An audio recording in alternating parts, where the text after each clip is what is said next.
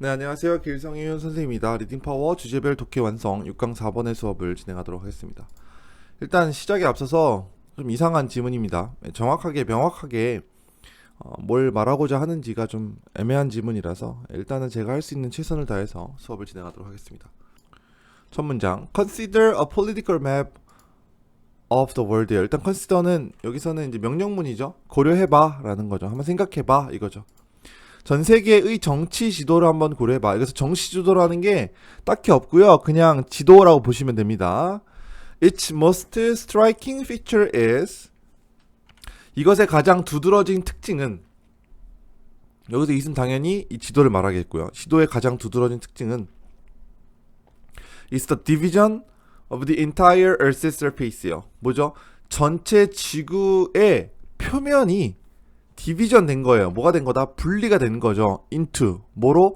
190개의 neatly defined territorial unit이요.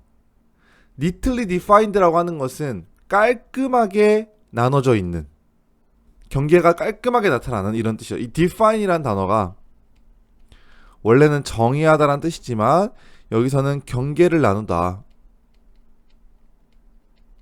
이런 뜻으로 쓰였어요. 제가 정리해둔 거 보시면 이거죠. 경계를 분명히 나타내다.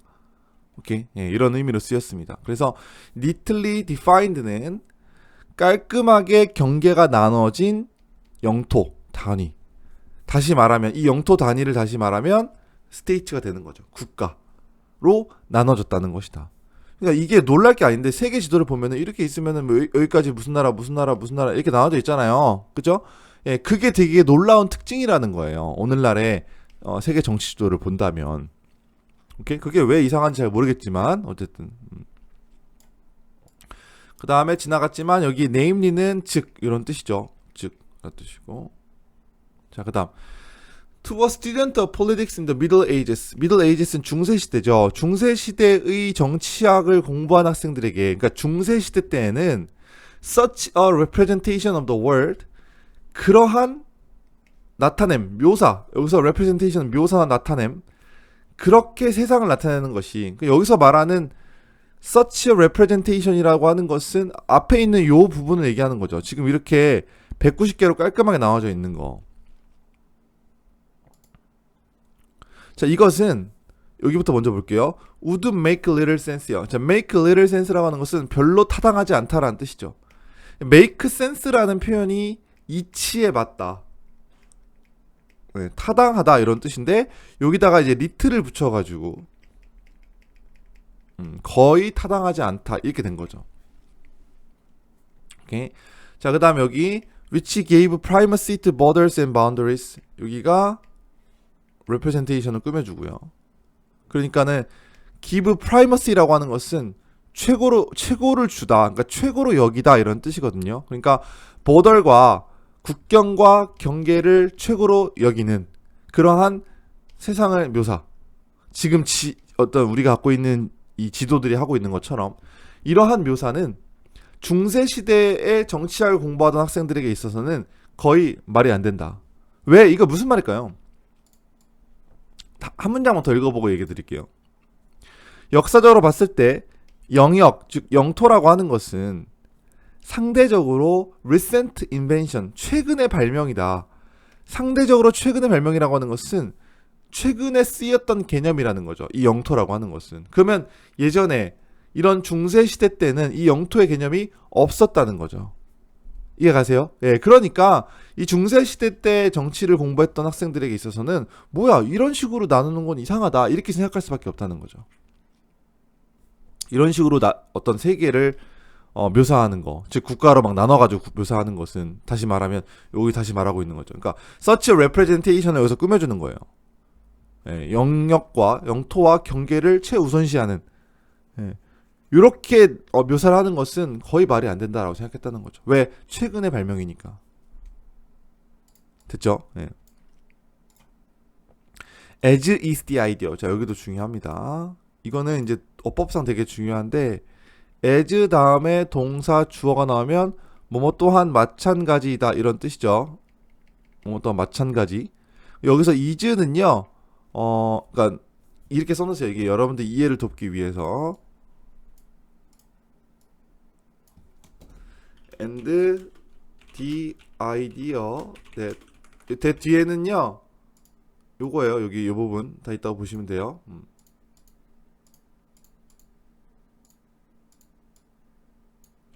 The idea is a relatively recent invention. 이거죠. 이런 문장이에요. 그러니까 이러한 생각 또한 최근의 발명이다 이런 뜻이죠. 근데 여기서 is를 앞으로 빼고 and를 빼버리고 as를 쓴 다음에 is를 앞으로 빼버린 거죠. 그래서 아까 얘기한 것처럼 다시 말하면 as 다음에 동사 주어가 떼면 뭐뭐 또한 마찬가지다 이런 뜻이죠. 오케이? 그러니까 마찬가지라고 하는 것은 상대적으로 최근의 개념이다. 최근에 발명된 개념이다. 이런 뜻이죠. 됐나요? 자, 그러면 as is the idea that 이 that은 동격의 that이에요. 동격은 뭐라 그랬죠? A는 B, B라는 A. 이게 동격은 that밖에 안 되고요. States are completely independent. 국가들은 완전히 독립적이며 self-governing, 자기 통치를 하고 territorially defined political community, 영토상으로 완전히 경계가 정해진 그런 정치적 어떤 지역사회, 공동체 혹은 조직이다라는 이러한 생각. 국가라고 하는 것은 서로 딱 떨어져 있고 자기가 알아서 하는 것이다. 이러한 생각 또한 최근의 발명이다. 그러니까 이런 생각들을 중세시대의 학생들한테 얘기해 준다면 놀랄 수밖에 없다는 얘기죠. 이해가시죠? 자, 그 다음 여기도 중요해요. 다시 말하지만 이 지문은 어법 나올 가능성이 좀 큽니다. 여기는 이렇게 써놓으세요. 여기도 although this presumption is today 아무튼 is a convenient fiction.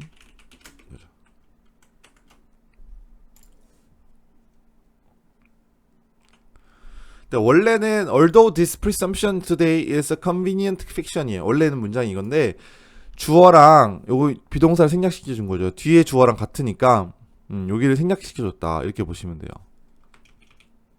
오케이? 예. 요거는 좀 알아두시고 왜 알아두셔야 되냐 하면은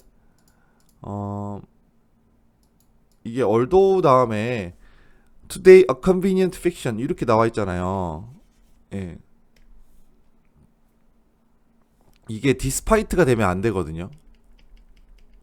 선생님 뒤에 그냥 명사가 나온 걸로 봐서 despite라고 생각할 수 있는 거 아닌가요?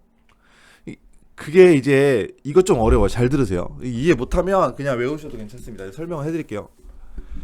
despite가 되면 뒤에 이제 명사가 나오는 거죠. 근데 이거는 뭐뭐에도 불구하고예요. 그죠? 그러니까 convenient fiction에도 불구하고 즉 편리한 허구에도 불구하고 이렇게 돼요. 이러한 가정은 뭐뭐하다. 근데 although를 쓰면요. 이 가정이 편리한 허구이긴 하지만 이 가정은 중요하다. 이렇게 가는 거거든요. 느낌이 달라요. convenient fiction despite를 쓰면 편리한 가정에도 불구하고 그러니까 이 편리한 가정과 this presumption이 다른 거예요. 오케이? 어떠한 편리한 가정에도 불구하고 이러한 가정은 어떤 편리한 픽션 소설에도 불구하고 다시 제가 좀 말을 잘못한 것 같아요. 다시 볼게요. despite를 써버리면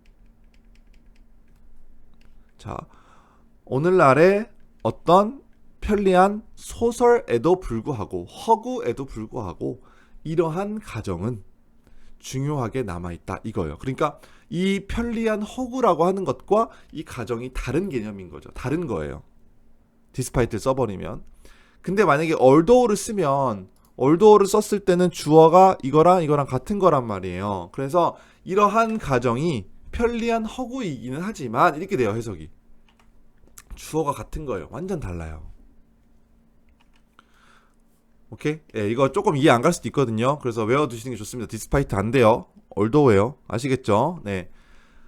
그 내용도 좀 어려워요. 오늘날 이것이 되게 편리한 허구이긴 하지만 여기서 편리한 허구라는 건 뭐냐면 이런 가정들이에요. 그러니까 영토를 나눠 놓고 원래는 지구라는 게 이렇게 동그랗게 이렇게 있는 건데 이렇게 나눠가지고 야 여기 네 거 여기 내 거 막 우리나라 니네 나라 막 하는 거 이런 게 되게 편리한 허구라고 하는 거죠.